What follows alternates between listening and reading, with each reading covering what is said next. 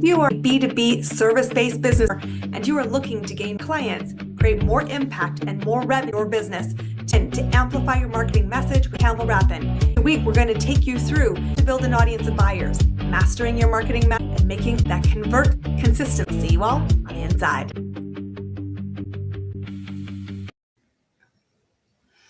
Welcome back, everybody.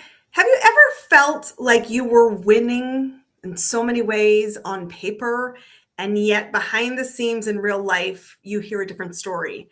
Well, I think it's so important when we are looking to mentors and people in services that we want to hire, that we actually see a win across the board. And winning more often, frequently, is a big part of what we talk about here on the show, Amplify Your Marketing Message. And I'm excited to bring our guest in today. He is a gentleman who is all about letting us win in a bigger way, and he's going to help guide us to do it. So please give a very warm welcome to our guest today. This is Mr. JM Ryerson. Welcome. Welcome, welcome, welcome. Thanks, Christine. How are you this morning? I am very, very, very well. How about you? I'm doing excellent. Thank you. I appreciate it. Excellent. So let's talk about this, because success is defined by every individual differently, and yet success often is a mirage. Why is that? And what are you seeing in the marketplace right now with humans all over the planet? Yeah, it's a great question. And I find often people are trying to live up to somebody else's expectations and don't really have a clear North Star of what success looks like for them. And the great examples you'll see is my family expects me to be a doctor, or I decided to go into this because I wanted to make X amount of dollars. Well, that's cool, but is it actually what you wanted to do? And it sounds like such a basic question, but I find often people don't ask themselves, is what I'm doing, does it actually fulfill me? Is it aligned with what I want? And I'll be the first to fall on the sword. I've built companies that I thought, awesome. Again, the family's making a ton of money, and you know what? I'm miserable. I'm on the road all the time. I'm not around my kids. I'm, not taking care of myself. And these are all choices, right? I made the choice to build this company, or I made the choice to do whatever thing, but it doesn't mean that it was the right choice. So you're right. Success literally it's different for every single person. And it's really for you to look inward and say, what do I want? And if this doesn't align, be okay with saying, you know what, this wasn't what I thought it was going to be. I'm going to pursue something different. And I think that's the beautiful thing about life. We have these choices if we're courageous enough to take them. And it is evolutionary, because when we start the pathway, you're right, we have this imagination of what success will look like. And perhaps even for a time it serves us. And we're like, this is what I wanted. And I did have some hallmarkers, but there are moments, crossroads, if you will, where we say, is it still serving us? And I think, to your point, I believe in elegant simplicity. I believe business is not complicated. I believe life is not complicated. It is important we slow down to say, is this what I want now? Because that may change from external factors, change for the enlightenment journey you might be on from personal development. It's okay to evolve, my friends. Welcome to the human ride. Yeah, I love that. The now, that's such an important word. Like something that was serving you 5 years ago, where you were really into it, you changed and you upgraded, and you got into, your kids are off to college now, as mine, my oldest is. And, there are just things that change, and it's okay to change with it. But I see that scares people all the time. They pigeonhole themselves like, well, this is the career I built and I have to stay that way. Look, I'm not suggesting you don't, but if it's not making you happy, if you're not really putting everything into it, perhaps pursue something else, because life is pretty short. You may as well enjoy it. What do we do when we wake up to that real truth? And again, that's often, to me, it's always a moment where I'm looking in the mirror, brushing my teeth, and it's like, who am I looking at? And who do I want to be? And how do I want to live? But where do we actually start if we're standing at that crossroads and our heart is palpitating? We're thinking, oh, wow. I think the first, yeah, no, sorry, I didn't mean to cut you off. I think the first thing I would say is just give yourself grace to be okay with the fact that, oh my gosh, this business I created or this relationship I'm in, it wasn't what I thought it was going to be. That's okay, right? And then own the fact that you made these choices. And I'm speaking from personal experience. Second company for me, It was miserable. 6 years, literally every single day I woke up and I didn't want to go to that job.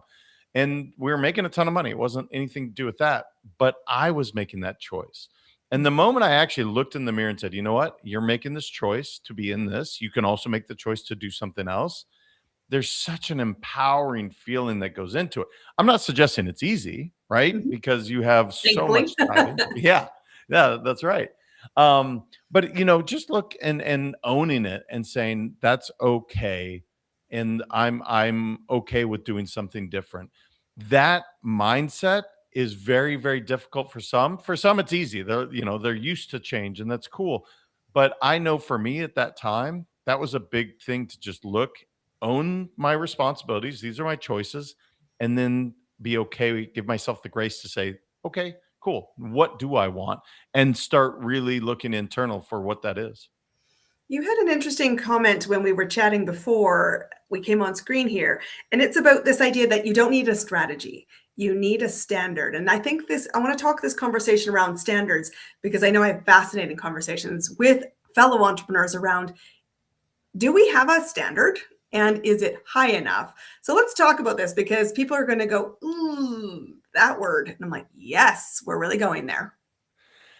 I find often strategy is used all the time, especially in business. It's this strategy, it's that strategy. But if that strategy goes against your non negotiables or your standards, it doesn't matter how great it is. It will repel you. You will absolutely be miserable when you do it. And I've made this mistake so many times. I'll be the first to fall on the sword and be like, oh my gosh, that strategy sounds amazing.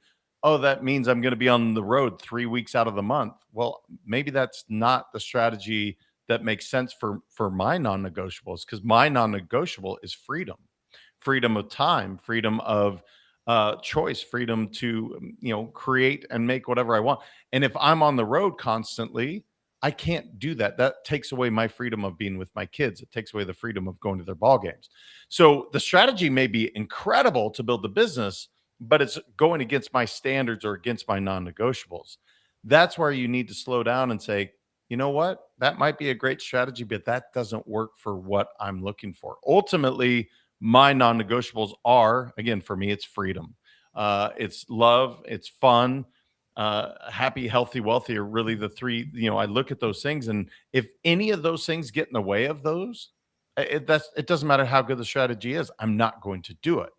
Now, I will say there are seasons of life where there are times that, okay, maybe I need to grind a little bit more. I need to travel a little bit more. That's fine, just as long as it doesn't become systemic and now this is all I'm doing is on the road. So that might be an example that would help people go, "Oh, that strategy may make sense, but it's actually tearing me apart inside, and it's tearing away from what's really important to me." Well, there is an interesting mix between short-term and long-term destinations, right? And I love the word non-negotiables. We use it a lot as well. It's like, what are the principles that guide us, that build a life that feels like oxygen, not just build a business that feels like oxygen, build a life that feels like oxygen. And recognizing that to have the outcome, there is a journey to be taken. How you choose the journey is a personal decision. And it is influenced by effort, reward, mistakes, great wins, people, unexpected opportunities. And I love that you indicate to us that you can choose your standard, you can flex your standard, and you can stand very firm in your standard. And how do you help people actually navigate that? Because one thing we are all is impatient about having it all right now. Yeah, again, I think you have to have your North Star. Where am I trying to go? What am I trying to accomplish? And there's a great book called The Gap and the Gain, and Dan Sullivan, and I think it's Ben Hardy that wrote it. It's a simple idea, right? You can always look at the gap, like this is where I need to get to. Let's say I want to make $10 million this year, and there's this gap. I'm at, let's say, $2 million. I have an $8 million gap. Or you could look at, you know what? I've gained $2 million, and last year I was at 500,000. So you've actually increased. And the point of this is, what are you actually focusing on? Mm. Are you focusing on what you are gaining in understanding and learning in creation and connections, or are you constantly looking at what I don't have? And I think that's the part that people sometimes miss when we're so goal oriented. Again, my company's called Let's Go Win. I understand, guys. I love winning. I absolutely do. And here's the thing, I'm also okay with failing on a daily basis because I'm looking at what am I gaining, not what the gap is. And so I think if people can really slow down and say, what is it that I'm trying to accomplish? What is my North Star? That always helps bring you back to, okay, this is really what I'm trying to accomplish. This is what's important to me. And I think it's easy to get lost because a lot of things happen in a month. A lot of things happen in a week. So it's always good to sit back and reflect on, am I really where I want to be? Are we doing what we want to do? Are we, making strides towards whatever that may be?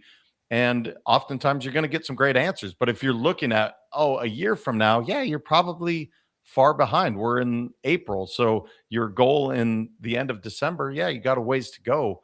But what have you done thus far? How is the gap or the gain, excuse me, going for you? It is important that we audit this. And so I'm curious for you because we can drift to your point. Our focus is one of the hardest pieces of now with all of the AI. Focus has become increasingly harder. And I'm wondering if you have, whether it's rituals, best practices that you do to actually do take the moment to evaluate the gap and the gain. What do you do personally?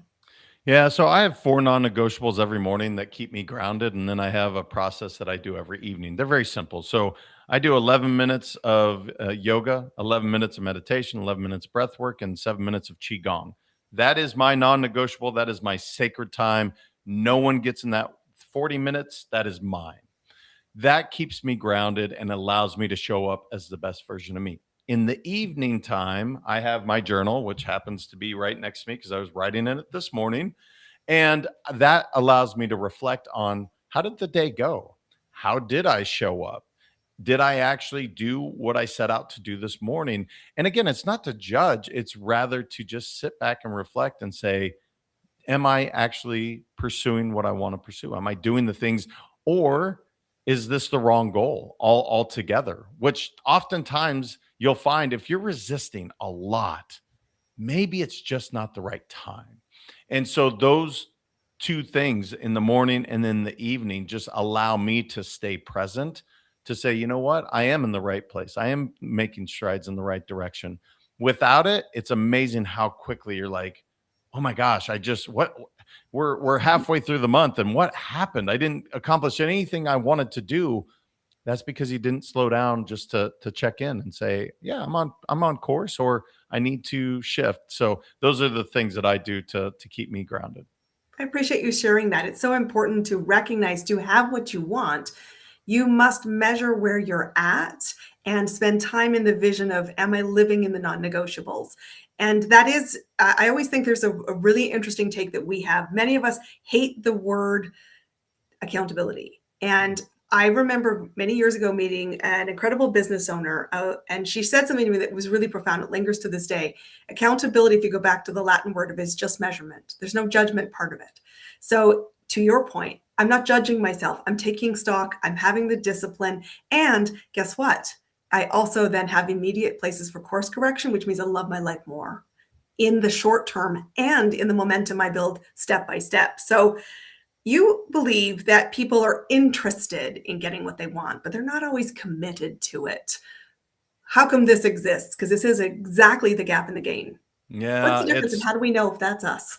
such an interesting question. I love this because so often, I'll give an example. Uh, January 1st, you hear people do New Year's resolutions. And those that are interested say, you know what, I want to lose 30 pounds. And they say it out loud. And so they're interested in doing it. The committed ones, they actually write it down. And they write down, I'm going to lose 30 pounds. Here's my plan. How? The really committed ones then take that piece of paper and they put it in their bathroom mirror.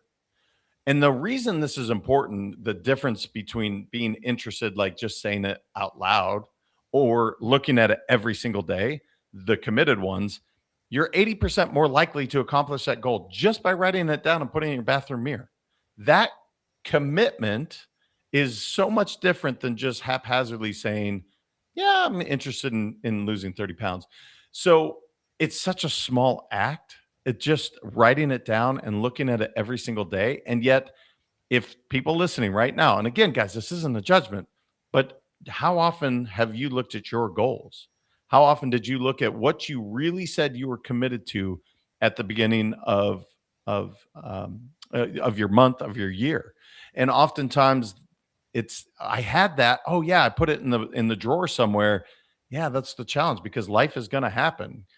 Your dog's going to die. Your girlfriend's going to break up with you. The truck's going to break down. Like name the country song, it's going to play, and that's what's going to derail you from actually accomplishing your goals.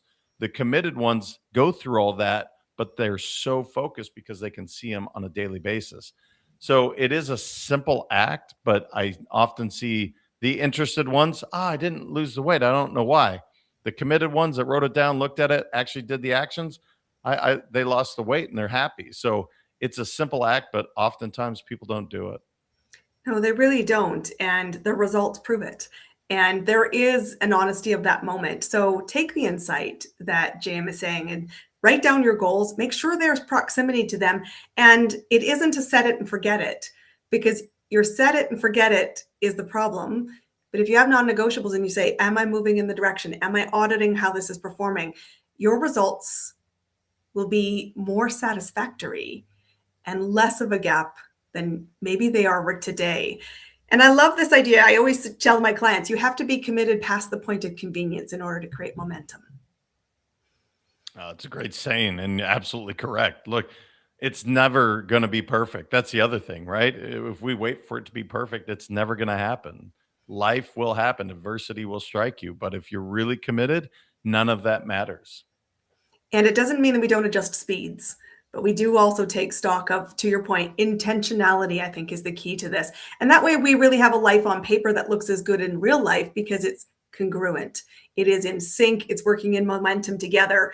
I'm curious for you and your business, what's working right now for you to support people? Because we get this intellectually, and I love this simplicity of this, but we suck at simple because the world is selling us complexity. So what's working for you right now in your business, and how do you see momentum in the business to help us? Because truthfully, I know many in the audience will say, I got this, but I'm still lost and I'm distracted and I'm not winning. How do we win more?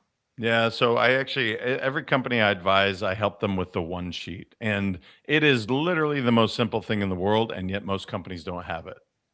It is being put into the app 20 years in the making, Christine, that I have been thinking and working and all this content. And because of incredible technology and amazing partners that I'm with, I will have the app launched by May 1st. So whenever this comes out, yes, yes, thank you. And what's so cool is these are tools that I've been using for years, and people that coach with me one on one, they get these tools, but it wasn't always readily available to everyone, and now it's going to be. So the Win Performance platform, based the Let's Go Win app, all of these things that I talked about are right in there and so user friendly. So I'm very, very excited for people to get a chance to get in there and really again upgrade your life. Nothing's wrong with it, but if you want a little bit better, this app's going to absolutely help you get there. I love this. So I also want to just highlight one thing you said for everybody who's feeling like a work in progress. It takes a runway to build momentum. It takes, you said, many years in the making to get this app, many years of self-reflection to course correct. This is permission to evolve. This is permission to also seek the support because the light bulb went off and said, I want to improve what I have. It's not saying I hate what I have. It's saying there is something more and I am hungry to pursue it. So how do people connect to you, to what you do, and to the Let's Go Win, both community and the app that will be launching this spring? Yeah, letsgowin.com is the easiest place to find me. And if you put in Let's Go Win on any social media platform, you'll find me as well. But I really do hope people get a chance. There's a ton of free resources, both on the website and on the app. But the whole idea is to inspire people to live their best lives. So come be a part of the community. It's a lot of people talking about how to, upgrade their lives, how to win a little bit more. And we'd love for people to take that opportunity. So audience, please go do that. And so I want to ask you one final thing is, what does winning mean for you today, right now, with this launch ahead, with this amazing energy that's around it. But what does winning look like today in your world? To be where my feet are. One of the things that I've often said is past is pain, future is anxiety, presence is everything. And as busy as it is, I mean, literally, I'm working on 5 different companies right now, and it's a lot, but to really be present in that moment. So when I'm done with my workday, I'm present with my family. When I am on with you, I'm 100% with you. That has 100% just been a life altering in a great way. So I be where your feet are. People have heard that saying, but when you really stop and think about it, just be there. So, and thank you, Christine. You host an incredible show, and I'm just so humbled to be a part of it. Thank you. It's been a great pleasure to have you here. This is your invitation. I think that's for all those that know me well, that's a Post-it note moment. Write it on your space. Be where your feet are and slow down to have the intentionality to win in every facet of your life. I think one of the most important things I'm hearing from what you brought and the expertise that you share to the world is it is not about trading anymore. It is about expanding to really choose. I live my non-negotiables and life feels awesome. And my guys, that's our invitation from JM and I today to go do that. Thanks for being our guest today, everyone. This has been Amplify Your Marketing Message. We will see you in our next episode. Have a great week.